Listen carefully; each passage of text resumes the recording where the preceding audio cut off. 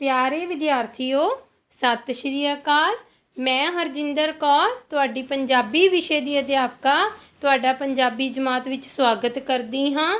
प्यारे विद्यार्थियों अज असीं तुहाडी ਸਾਹਿਤਮਾਲਾ विच पाठ पुस्तक विच दर्ज वार्तक भाग करांगे। हाँ जी बेटा, पहला वार्तक है घर दा प्यार। हाँ जी बेटा, वार्तक नूं पढ़न तो पहलां आपां इस दे लेखक बारे जानकारी हासिल करांगे। हाँ जी बेटा, इस वार्तक के वार्तककार हैं प्रिंसीपल तेजा सिंह जी। प्रिंसीपल तेजा सिंह जी का जन्म 1894 ईस्वी विच पिंड अडियाला जिला रावलपिंडी विच होया। आप दे पिता का नाम भलाकार सी अते माता जी का नाम सरुस्ती सी। हाँ जी बेटा, अपनी मुढ़ली विद्या पिंड विच ही हासिल की अते मिडल विच आके वजीफा हासिल किया। बेटा मुढ़ली सिक्ख्या मतलब जिहड़ी 5वीं तक की पढ़ाई हुंदी आ ओह उन्होंने कित्थों कीती? अपने पिंड विचों हासिल की। ते मिडल विच आके उन्होंने की किया? वजीफा हासिल किया, भाव स्कॉलरशिप प्राप्त की। इस तो बाद रावलपिंडी आ गए। खालसा कॉलेज स्कूल जिहड़ा खालसा कॉलेज नाल संबंधित स्कूल है उत्थों अमृतसर तो 1910 विच उन्होंने मैट्रिक पास की। 1914 विच BA पास करन तो बाद 1917 विच अंग्रेजी की MA पास की। इस तो बाद खालसा कॉलेज अमृतसर विच अध्यापन का कार्य किया।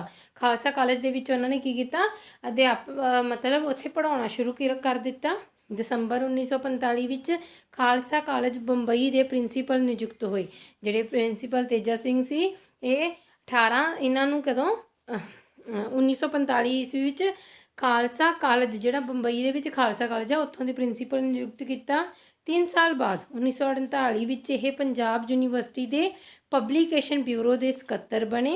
इस तो बाद 1 साल बाद आपने महिंद्रा कॉलेज पटियाले के प्रिंसीपल का अहुदा संभालिया।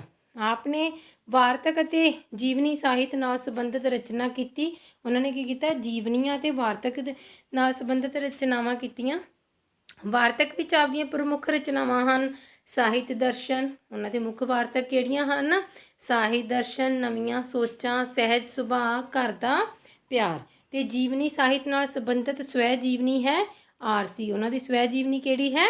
RC।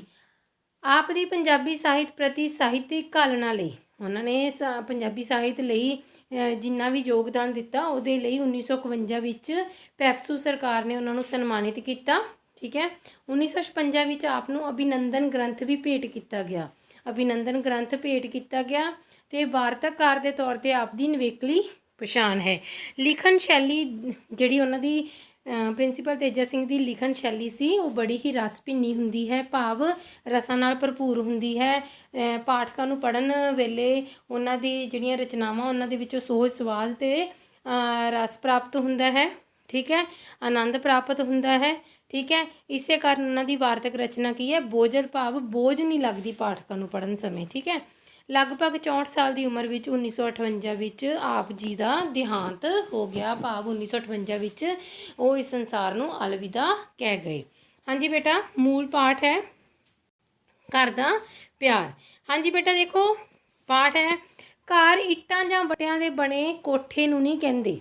ਜਿਹੜੇ ਘਰ ਆ ਉਹ ਘਰ ਦੇ ਵਿੱਚ ਰਹਿਣ ਵਾਲੇ ਪਰਿਵਾਰਾਂ ਨਾਲ ਬਣਦੇ ਆ, ਮੈਂਬਰਾਂ ਨਾਲ ਬਣਦੇ ਆ।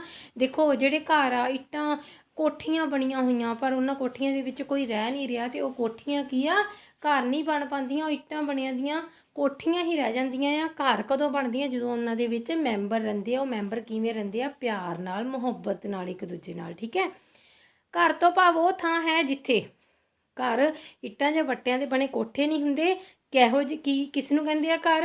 घर तो भाव वो थां है जिथे मनुख दे प्यार दियां सदरां पलदियां हन, जिथे बालपण विच, बालपण मतलब बचपन विच भैन ते भरा कोलों लाड लिया हुंदा है, जिथे जवानी विच सारे जहान नूं गा के, देखो जवानी विच मतलब जिहड़े अपने मम्मी पापा आ, अपने पेरेंट्स आ, वो जिद्दां सारे जहान नूं गा के भाव कोई देश विदेशों दे विच जांदे आ रोजी रोटी ਲਈ, पर वो अंत दे विच कदों वापस घरे ही मुड़न की उन्हां दे विच इच्छा हुंदी है।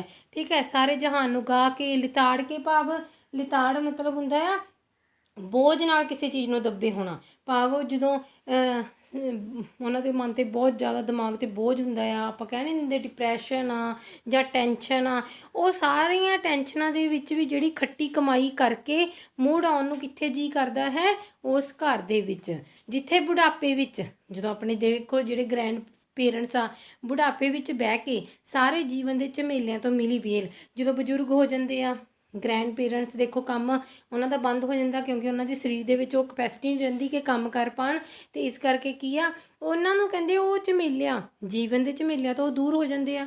ਟੈਨਸ਼ਨਾਂ ਅਗਲੀ ਪੀੜ੍ਹੀ ਲੈ ਲੈਂਦੀ ਆ, ਕਮਾਈ ਕਰਨ ਦਾ ਕੰਮ ਅਗਲੀ ਪੀੜ੍ਹੀ ਲੈ ਲੈਂਦੀ ਆ, ਅਤੇ ਉਹ ਬਜ਼ੁਰਗ ਜਦੋਂ ਘਰੇ ਬੈਠੇ ਹੁੰਦੇ ਆ ਤਾਂ ਉਹਨਾਂ ਨੂੰ ਕਿਵੇਂ ਸਵਾਦ ਆਉਂਦਾ ਹੈ, ਜਿਵੇਂ ਬਚਪਨ ਵਿੱਚ ਉਹਨਾਂ ਨੇ ਮਾਂ ਦੀ ਝੋਲੀ ਵਿੱਚ ਆਉਂਦਾ ਸੀ। ਠੀਕ ਹੈ, ਘਰ ਮਨੁੱਖ ਦੇ ਨਿੱਜੀ ਵਲਵਲਿਆਂ 'ਤੇ ਸ਼ਖਸੀ ਰਹਿਣੀ ਬਹਿਣੀ ਦਾ ਕੇਂਦਰ ਹੈ। ਨਿੱਜੀ ਵਲਵਲੇ ਸਮਝਦੇ ਹੋ, ਜਿਹੜੇ ਉਹਨਾਂ ਦੇ ਮਨਾਂ ਦੇ ਵਿੱਚ ਆਏ ਵਿਚਾਰ ਹੁੰਦੇ ਆ। ਠੀਕ ਹੈ, ਘਰ ਕੀ ਹੈ, ਮਨੁੱਖ ਦੇ ਨਿੱਜੀ ਵਲਵਲਿਆਂ ਅਤੇ ਸ਼ਖਸੀਅਤ ਕਿਹੋ ਜਿਹੀ ਆ ਮਨੁੱਖ ਦੀ, ਉਹਦੇ ਮਨ ਦੇ ਵਿੱਚ ਕਿਹੋ ਜਿਹੇ ਵਿਚਾਰ ਹੁੰਦੇ ਆ, ਉਹਨਾਂ ਦਾ ਕੇਂਦਰ ਕੀ ਹੁੰਦਾ ਆ, ਘਰ ਹੁੰਦਾ ਆ।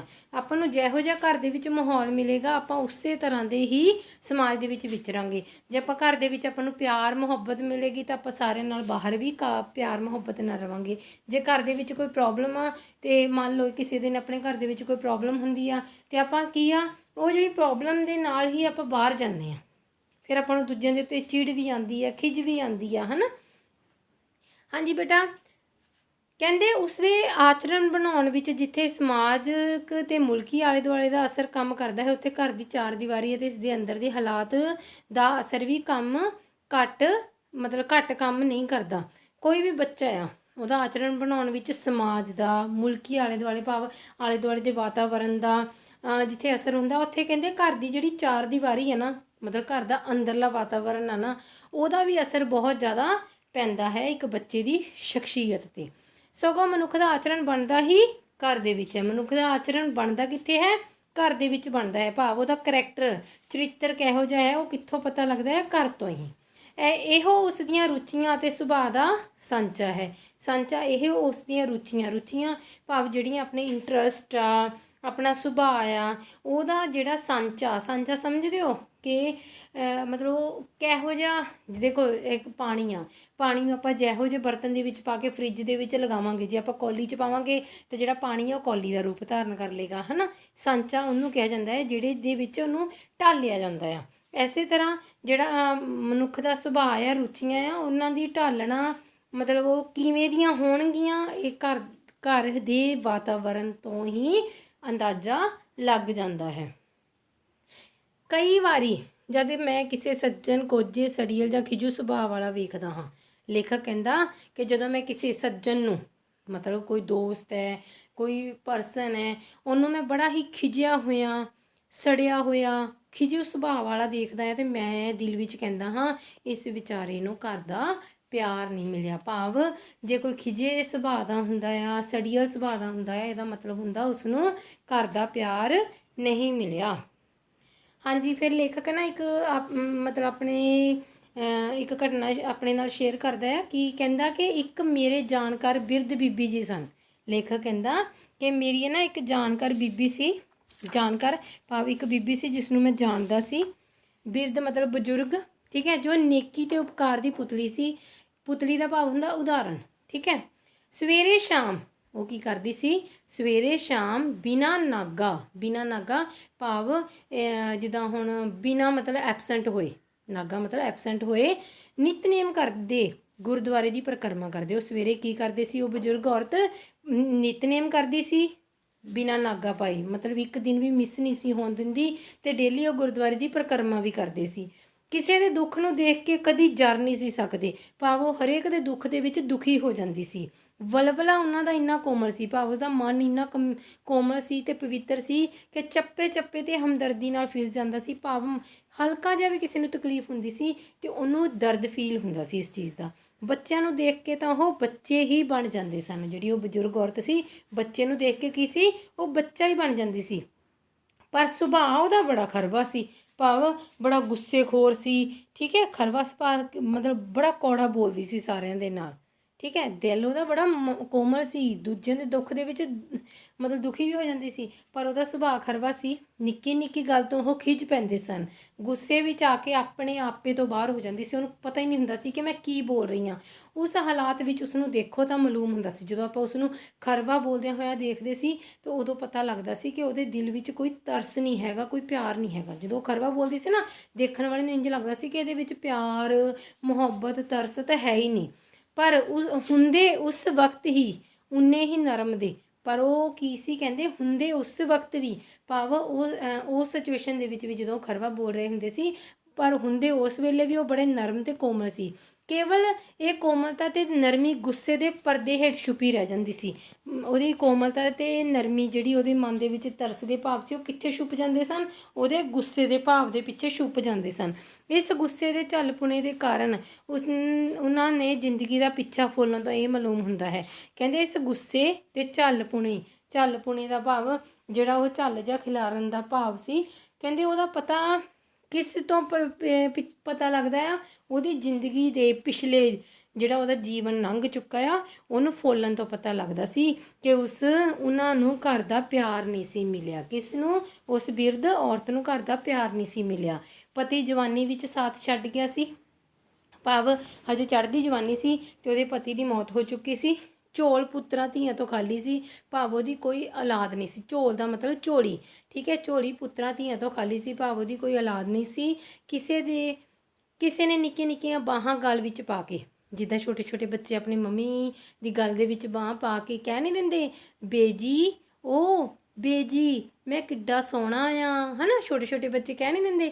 ਉਹ ਕਹਿੰਦੇ ਵੀ ਉਹਨੂੰ ਕਿਸੇ ਨੇ ਇਹ ਗੱਲ ਨਹੀਂ ਕਹੀ। ਉਹਦੀਆਂ ਨਿੱਕੀਆਂ ਨਿੱਕੀਆਂ ਬਾਹਾਂ, ਭਾਵ ਛੋਟੇ ਜਿਹੇ ਬੱਚੇ ਨੇ, ਭਾਵ ਉਹਦੇ ਖੁਦ ਦੇ ਛੋਟੇ ਜਿਹੇ ਬੱਚੇ ਨੇ ਕਦੀ, ਕਿਉਂਕਿ ਉਹਦਾ ਪੁੱਤਰ ਹੈ ਹੀ ਨਹੀਂ ਸੀ, ਨਾ ਧੀ ਸੀ, ਉਹਦੇ ਮਨ ਦੇ ਵਿੱਚ ਇਹ ਰੀਝ ਹੀ ਰਹਿ ਗਈ, ਪੁੱਤਰਾਂ ਧੀਆਂ ਤੋਂ ਸੱਖਣੀ ਸੀ। ਇਸ ਕਰਕੇ ਉਹਨੂੰ ਕਿਸੇ ਨੇ ਇਹ ਨਹੀਂ ਸੀ ਆਖਿਆ ਕਿ ਬੇਜੀ ਮੈਂ ਕਿੱਡਾ ਸੋਹਣਾ ਵਾਂ, ਭਾਵ ਉਹਨੂੰ ਘਰ ਦਾ ਪਿਆਰ ਨਹੀਂ ਸੀ ਮਿਲਿਆ। ਉਹਦੇ ਮਨ ਦੇ ਵਿੱਚ ਹੁੰਦਾ ਸੀ ਕਿ ਮੇਰੀ ਔਲਾਦ ਹੋਵੇ, ਪਰ ਅਜਿਹਾ ਨਹੀਂ ਹੋਇਆ, ਅਤੇ ਜਿਸ ਕਾਰਨ ਉਹਦਾ ਸੁਭਾਅ ਬੜਾ ਖਿਜੂ ਸੜੀਅਲ ਸੀ। ਪਰ ਉਹਦੇ ਵਿੱਚ ਤਰਸ ਤੇ ਦਇਆ ਦੇ ਭਾਵ ਹੈਗੇ ਸੀ, ਪਰ ਉਹ ਤਰਸ, ਦਇਆ ਤੇ ਨਰਮੀ ਵਾਲੇ ਭਾਵ ਕਿੱਥੇ ਛੁਪੇ ਰਹਿ ਜਾਂਦੇ ਸੀ? ਉਹਦੇ ਖਰਵੇ ਬੋਲਾਂ ਦੇ ਵਿੱਚ ਹੀ ਛੁਪੇ ਰਹਿ ਜਾਂਦੇ ਸੀ।